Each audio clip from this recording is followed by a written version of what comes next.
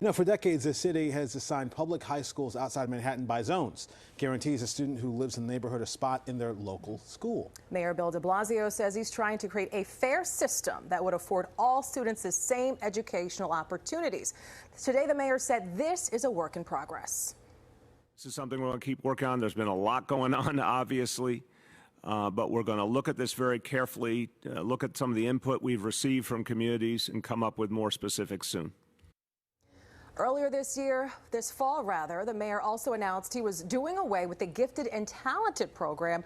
However, all of these policies and any potential shift would fall to the Adams administration. Joining us now to further this conversation is Yasmin Schwartz. She's Assistant Division Director with Cypress Hills Local Development Corporation. The community agency does many things, including help guide families through the high school admissions process. Yasmin, thanks so much for being with us today. Thank you for having me. So I got to just, I'm curious because, look, this process it can be confusing. It can be stressful for kids, stressful for parents. Would making changes to the process make it easier for everybody or make it more complicated? So I think in a lot of ways, it actually makes it much easier. So for example, in the neighborhood that we serve, I work in District 19, and just over the border is District 27. So really breaking down that process, if the barrier is removed to where kids can apply, you have kids that live around the corner from just another district, and now they have access. And so I think it's a really good thing for families, and it's a really good way to build equity and access for families and their students. Right. So obviously the mayor is hoping that this will level the playing field, hopefully, but do you think that there could be some blind spots here that could make it even worse for already existing inequities in the community? Yeah, so I think that the blind spots are already there.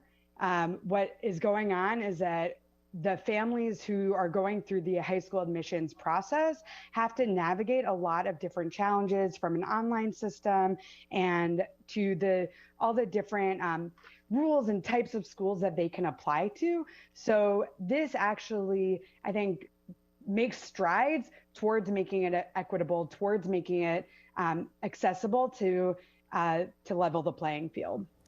I'm curious. So say you have a school that's like right down the street, a high school right down the street. You know, you've been staring at this thing for 15, 16 years of your life. Your students been staring at this thing, walking by it, going to school for 15, 16 years of their life.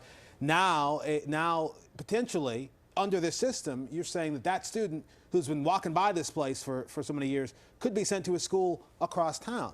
Would that happen or no? Just I want to understand this better. No, I don't think that would happen. I think that the high school admissions process allows families to list up to 12 schools wherever they want to go. And so actually this will create more choices for the families who have been limited by those district borders and by those zone borders. And this will actually allow access to those kids. And you don't get admitted into a school randomly. You have an opportunity to apply to up to 12 schools. And so ideally you're applying to 12 schools that you would want to go to, whether it's inside your neighborhood or somewhere else. And as parents are kind of looking at the paperwork, trying to figure out what this means, what this is going to look like for their kids, how will that process be different? Is there anything that they need to actually look for when it comes to the nuts and bolts of the application process itself? To my knowledge, it shouldn't be any different. You can still use the same online system, speak to guidance counselors and any community resources that are offered in your neighborhood, and it won't change anything for them. All right. Yasmin, it's been interesting chatting with you, getting your perspective on this. Obviously, we ought to kind of wait and see what happens, what plays out. Obviously, we're going to have a new mayor in the new year, so therefore, all this conversation could be a moot point come January. So we're obviously going to update you here on TV, and we appreciate your insights. Thanks for joining us today. Thank you. Have a good day. You too.